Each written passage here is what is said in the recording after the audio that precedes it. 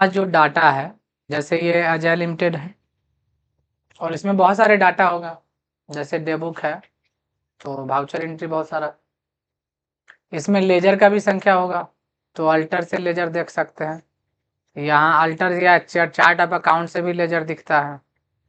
Laser view में total laser दिख रहा है कि हमारे पास इतना लेजर।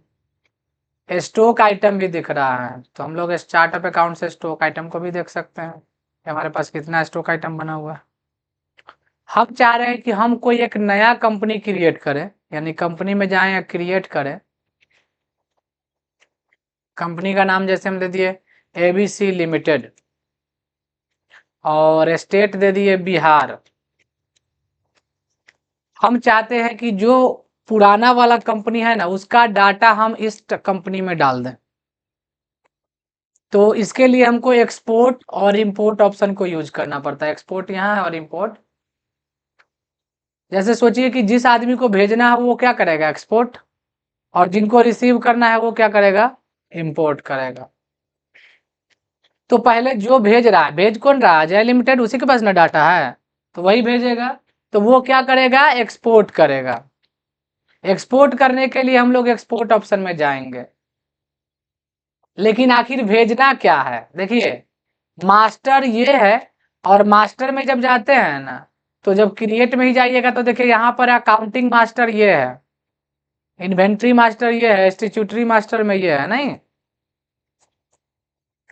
और ये जो ट्रांजेक्शन के अंदर आता है वो आता है वाउचर एंट्री जो हम लोग करते हैं, और आता है एक डे बुक, ये भाग ट्रांजेक्शन के अंदर आता है।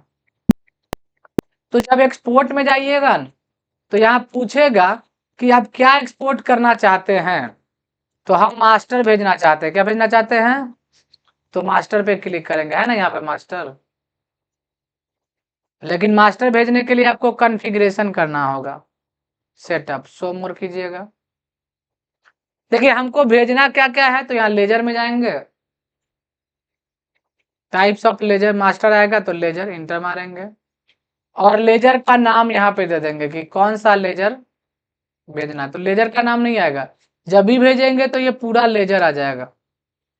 हाँ लेकिन भेज क्या क्या सकते हैं वो देखिए, all accounting master, all accounting के अंदर आने वाला टोटल, जैसे बजट वगैरह, कॉस्ट कैटेगरी, कॉस्ट सेंटर, सारा भेज सकते हैं।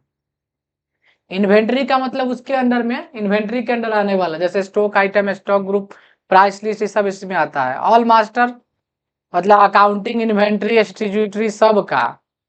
स्टैट्यूटरी भेजना है तो वो पेरोल का अगर मास्टर रहेगा तो वो भेज सकते हैं। अटेंडेंस, प्रोडक्शन, इसे वाउचर का नाम है। बजट भेज सकते हैं, कॉस्ट कैटेगरी, कॉस्ट सेंटर, यानी जो भी आप बनाए, करेंसी बनाए तो करेंसी भेज सकते हैं। हम लेजर बनाए हैं तो लेजर भी भेज सकते हैं, क्योंकि इस कंपनी में लेजर है तो पहले हम लेजर भेज के देख लेते हैं। इसके बाद आता है कि इंक्लूड डिपेंडेंट मास्टर, इसको यस करना जरूरी है। अच्छा कभी सोचिए कि एक घर बना हुआ है, समझे, उपासना का एक घर बना हुआ है और वो 4 पिलर पे वो खड़ा है घर, छत, जो छत है वो 4 पिलर पे है। तो जहां ये छत लेके जाएगी तो वो 4 पिलर भी लेके जाना पड़ेगा, तभी भी वहां, तभी ना वहां खड़ा होगा वो छत। तो वही चीज है, यानी अगर हम यहाँ पे लेजर को भेज रहे हैं तो ये, यानी ये जिस पे डिपेंडेंट है उसको भी साथ में लेके जाएगा।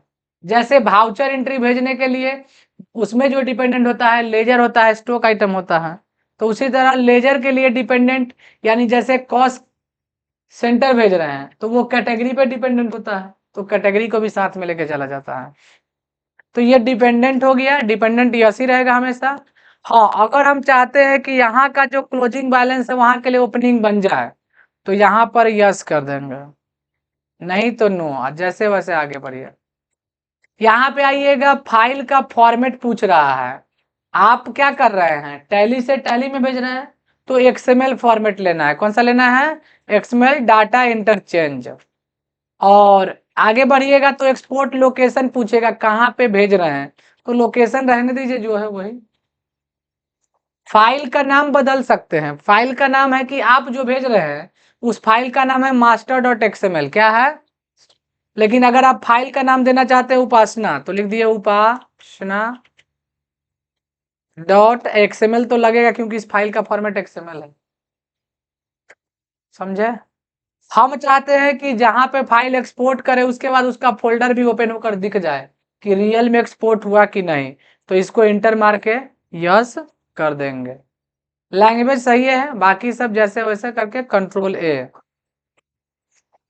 हाँ, आज का जो हमारे लिए क्लोजिंग होगा लेजर, वो जहां भेजिएगा उसके लिए ओपनिंग बन जाएगा अगर उसको यस करते हैं तो। यहाँ पे कंट्रोल ऐसे सेव हो जाएगा और तब आएगा एक्सपोर्ट का ऑप्शन। देखिए एक्सपोर्ट हो भी गया। यहाँ पर देखिए उपासना नाम का फाइल बन चुका है .xml। ये यहाँ से खुलेगा नहीं, तो फिर तो हम लोग उस कंपनी में जाएंगे जिसमें लेना है, तो किस पे जाएंगे, एबीसी पे क्लिक करेंगे और अब चुनेंगे इंपोर्ट ऑप्शन, चुनेंगे मास्टर ऑप्शन और फाइल का नाम यहाँ से चुनना पड़ेगा। फाइल फॉर्मेट एक्सएमएल है और यहाँ आगे जाइएगा तो फाइल का नाम पूछेगा, तो उपासना इसमें है, तो उपासना .xml।